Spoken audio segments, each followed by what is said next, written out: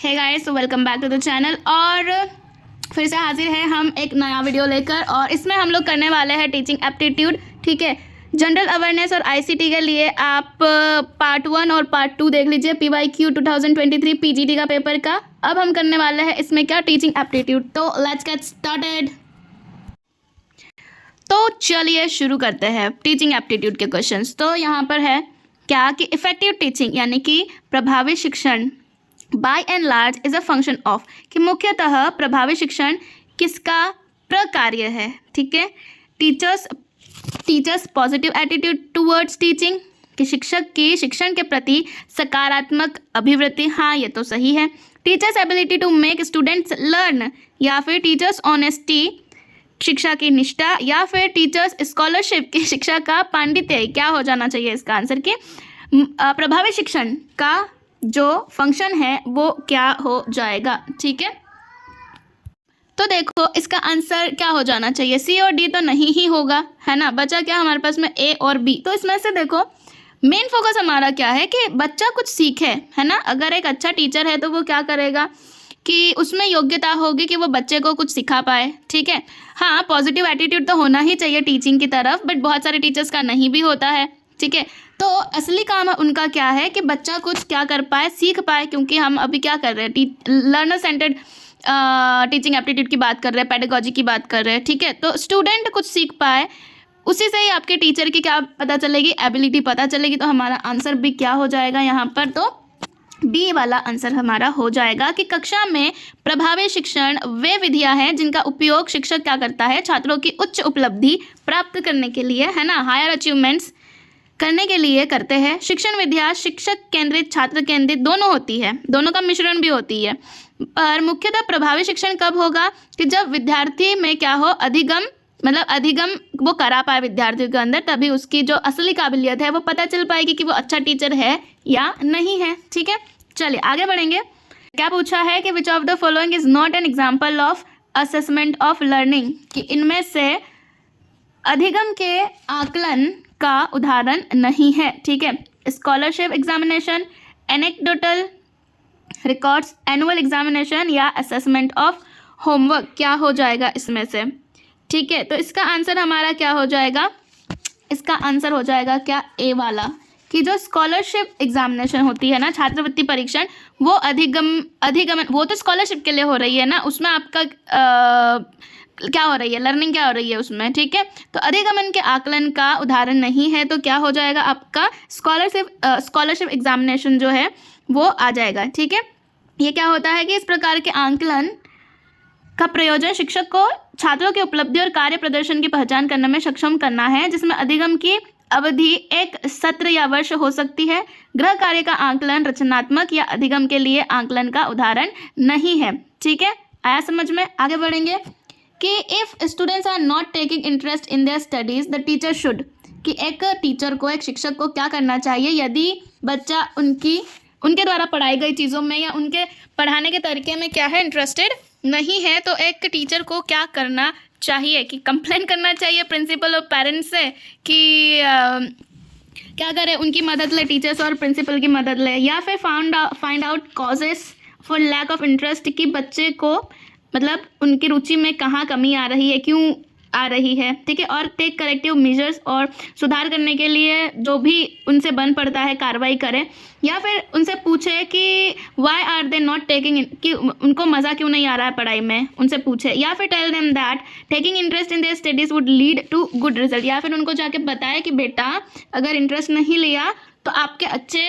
Result नहीं आएंगे। ऐसा जाके बोलोगे क्या करोगे बताओ, एक टीचर होके आप बच्चों को क्या बोलोगे कि अगर अब तुमने इंटरेस्ट नहीं दिखाया तो तुम्हारे अच्छे मार्क्स नहीं आएंगे, या फिर उनसे पूछोगे कि तुमको मज़ा क्यों नहीं आ रहा है ना, पढ़ाई में रुचि क्यों नहीं आ रही है, या फिर पता लगाओगे कि उनको कहाँ दिक्कत आ रही है, क्यों पढ़ाई में मतलब उनका मन नहीं लग रहा है, खुद ही से पता करोगे, या फिर कंप्लेन करोगे प्रिंसिपल को जाके। तो इसका आंसर हमारा क्या हो जाएगा, ऑफ कोर्स बी वाला, वही सटीक है। ठीक है, तो क्या है, यदि विद्यार्थी अपनी पढ़ाई में रुचि नहीं ले रहे हैं तो शिक्षक को उनकी पढ़ाई में रुचि न लेने के कारणों का पता लगाकर सुधारात्मक कार्रवाई करना चाहिए। ठीक है, हो सकता है ना कि टीचर इंटरेक्शन ही नहीं कर रहा है, ऐसा क्वेश्चन भी पूछा था लास्ट ईयर कि टीचर का इंटरेक्शन ही नहीं नहीं है बच्चे के साथ में, तो वो क्यों लेगा उनकी पढ़ाई में इंटरेस्ट।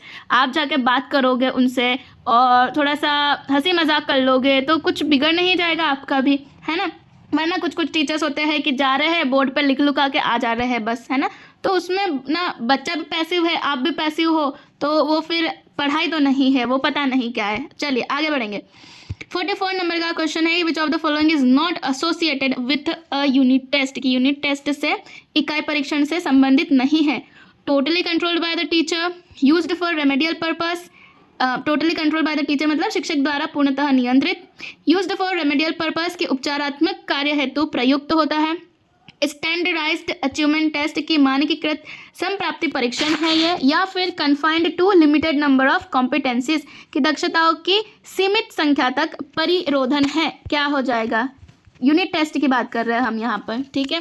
क्या हो जाएगा इसका आंसर, तो इसका आंसर हमारा क्या हो जाएगा, तो टीचर के द्वारा तो देखो कंट्रोल तो होता है, यूनिट टेस्ट की बात कर रहे हैं ना हम लोग यहाँ पर। यूनिट टेस्ट मतलब एक यूनिट खत्म हुई, आपने टेस्ट ले लिया, है ना, तो वो किसके कंट्रोल में है, आप ही के कंट्रोल में है ना।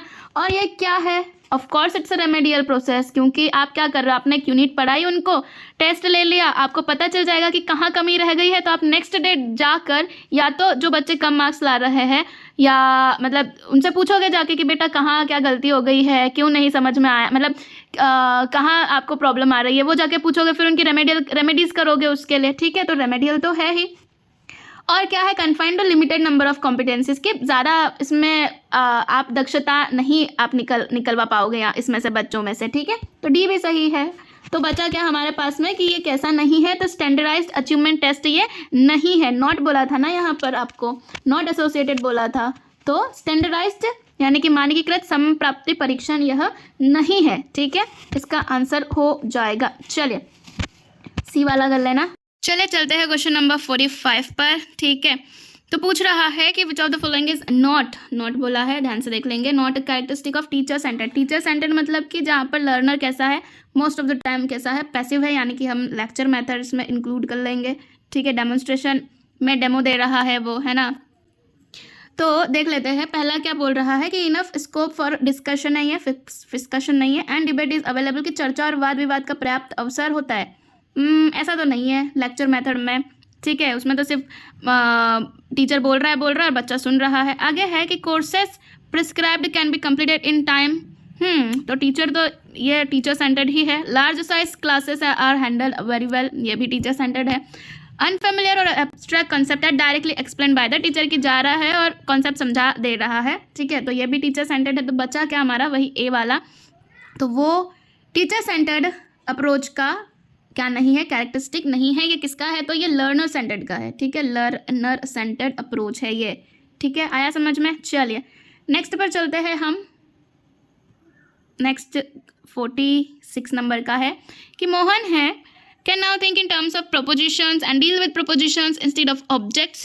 He deals with some total of possibilities rather than empirical situation. He takes final steps towards versatility in thought. Mohan is at मतलब पियाजे के कौन से स्टेज पर है वो, पियाजे साहब ने चार आपका स्टेजेस दिया है, SPCF, है ना। सेंसरी, ठीक है, प्री ऑपरेशनल, कॉन्क्रीट ऑपरेशनल और फॉर्मल ऑपरेशनल। आप बताइए कि इनकी एज क्या है, ठीक है, कौन कौन से एज ग्रुप में ये स्टेजेस आती है। चलिए तो हिंदी में देख लेंगे कि मोहन अब योजनाओं के बारे में सोच सकता है और वस्तुओं की अपेक्षा योजनाओं से व्यवहार कर सकता है। वह प्रयोगों पर आधारित मतलब बहुत बच्चा जो है वो क्या कर रहा है, बहुत सोच विचार कर रहा है, ठीक है, तर्क लगा रहा है, समुच्चय से व्यवहार करता है। वह विचार में उत्कृष्टता की ओर कदम उठाता है, कि अलग अलग तरीके के उसके पास क्या आ रहे हैं, विचार आ रहे हैं, ठीक है। मतलब बहुत अलग क्या कह सकते हैं, तरह तरह से वो विचार करने में क्या है, सक्षम है, कि एक आंसर को वो बहुत तरीके से सोच पा रहा है। वो हमारा कौन सा स्टेज हो जाएगा आपको बताना है, ठीक है।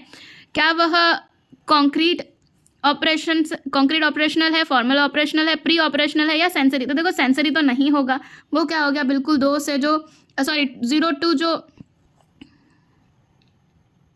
0 to 2 ईयर्स वाले हैं वो आ जाते हैं। प्री ऑपरेशनल में क्या आ जाते हैं, 2 से 7 साल बच्चे इसमें ईगो सेंट्रिक होते हैं। और क्या होता है इसमें, अभी लैंग्वेज उन्होंने सीखा ही है और अपने पीयर ग्रुप के साथ वो लोग क्या करते हैं, इसमें घूमते हैं, मतलब उनके साथ खेल में चीज़ें सीखते हैं, ठीक है। फिर आता है कंक्रीट। तो कंक्रीट की एज आपकी क्या होती है 7 से 11 साल। इसमें थोड़ा सा लॉजिक लगाना सीख जाता है और बच्चा ये सीख जाता है कि कंजर्वेशन की थ्योरी, कि जैसे एक छोटा ग्लास है एक बड़ा ग्लास है, तो इसमें जितना पानी आएगा, ठीक है, वो पानी इसमें जाके क्या हो जाएगा, उसके वो दिखेगा कम बट वो मात्रा उसके सेम है। तो ये चीज़ वो क्या कर जाता है, समझ जाता है कि जो मात्रा है, वॉल्यूम है उसका, वो कम नहीं हुआ है, बस उसका शेप चेंज हो गया है। ये किस में सीखता है, वो कंक्रीट में। और अमूर्त चिंतन करने कब लग जाता है, मतलब जो मोहन है वो किस स्टेज पे है आपका, तो वो अमूर्त चिंतन के स्टेज पर वो पहुंच चुका है। ठीक है, आया समझ में? तो फॉर्मल ऑपरेशन हमारा हो जाएगा SPCF।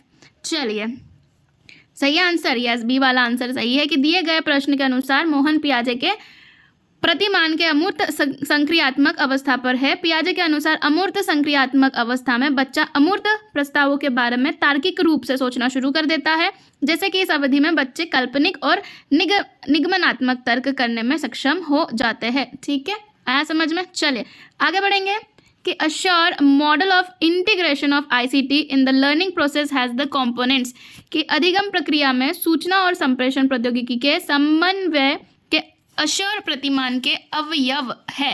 क्या हो जाएगा? Analyse the content, state the aim, select method and materials and evaluate, कि विषय वस्तु का विश्लेषण, लक्ष्य निर्धारण, विधि और सामग्री का चयन और मूल्यांकन, या फिर analyse the learners, state the aim, select the method and materials and extend, या फिर आपका हो जाएगा कि analyse learners, state the objectives, select the media and materials and evaluate, या फिर activity, state the objectives, support and extend. तो इसका आंसर हमारा क्या हो जाएगा?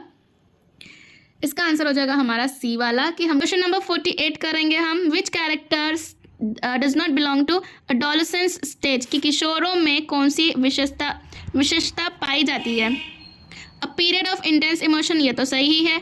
Highly critical of social evils and injustice, कि सामाजिक बुराइयों व अन्याय के प्रति विशेष से दोष दर्शन, या फिर प्रोनाउंस्ड ग्रुप लॉयलिटी, की उत्कृष्ट समूह प्रतिबद्धता, या फिर forming groups among members of the same gender. तो देखो, ये सेम जेंडर वाला तो कहाँ होता है? छोटे बच्चों में होता है, वो 7-8 साल के बच्चों तक ये चीज़ें होती है। ठीक है, इसमें आपका आंसर क्या हो जाएगा? इसमें एक सेकेंड, क्या बोला है? डज नॉट, ये तो ढूंढना था हमको। हाँ, बाकी सारी चीज़ें तो ABC तो होती ही है। A period of intense emotion, highly critical of social evils and injustice, ठीक है, कि समाज में जो बुराइयां है उसके खिलाफ उनको जाना होता है, और जो अन्याय हुआ है उसके खिलाफ उनको जाना होता है। और प्रोनाउंस्ड ग्रुप लॉयल्टी, कि बहुत ज़्यादा क्या होता है, एक दूसरे के प्रति वफादारी होती है। तो बचा क्या हमारे पास में, कि फॉर्मिंग ग्रुप ऑफ सेम, क्या हो जाएगा आपका? मिट क्यों नहीं रहा है? डी वाला हमारा आंसर हो जाएगा इसमें। ठीक है, चलिए आगे बढ़ेंगे कि what should not be role of teacher in the construction of knowledge by students, की एक टीचर का विद्यार्थियों के द्वारा ज्ञान की संरचना कराने में शिक्षक कौन सी भूमिका नहीं नहीं होनी चाहिए, शिक्षक की कौन सी भूमिका नहीं होनी चाहिए जब विद्यार्थी द्वारा ज्ञान की संरचना की जा रही हो। ठीक है, focusing on realistic approaches to solve real world problem, की वास्तविक विश्व की समस्याओं के समाधान हेतु वास्तविक उपागमों का केंद्रीकरण। Discouraging self analysis and self assessment, की हमको बच्चों को स्व विश्लेषण व स्व आंकलन को से मना करना चाहिए कि मत करो, सेल्फ एनालिसिस मत करो। या फिर being sensitive to the previous experience of each and every student in the class, कि कक्षा के प्रत्येक विद्यार्थी के पूर्वानुभाव के प्रति संवेदनशीलता। या फिर supporting cooperative and collaborative learning in the classroom, की कक्षा में सहयोगी एवं सहभागितापूर्ण अधिगम को संबल प्रदान करना है। क्या हो जाएगा इसका आंसर? तो इसका आंसर हमारा सीधा क्या हो जाएगा? बी वाला, कि हमको डिस्करेज नहीं करना है, हतो उत्साहित नहीं करना है हमको बच्चों को। हमको तो उनको और क्या करना है कि अगर वो खुद से कुछ कर रहा है तो उसको हमको और इनकरेज करना चाहिए कि नहीं बेटा, बहुत अच्छा काम कर रहे हो आप। ठीक है, तो हमारा आंसर क्या हो जाएगा? बी वाला हमारा आंसर हो जाएगा।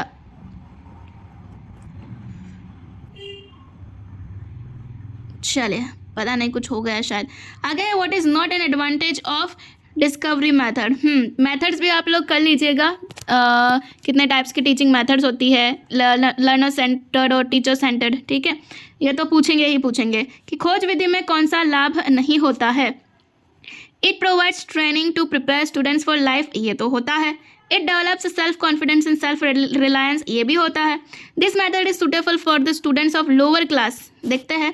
It develops scientific and critical attitude among students, ये भी होता है। तो हमारी बात कौन सी गलत हो जाएगी, तो सी वाला। ऐसा कहीं नहीं है कि जो लोअर क्लास के बच्चे हैं उनके लिए ये जो है विधि जो है वो सूटेबल है, तो नहीं पूछा था तो हमने नहीं पर लगा दिया सी वाला। और यहाँ पर हमारे टीचिंग एप्टीट्यूड के क्वेश्चन भी खत्म होते हैं, ठीक है। बचेगा हमारा part 6 language competition language competency, तो वो इसके जस्ट बाद वाली वीडियो में आप देख सकते हैं।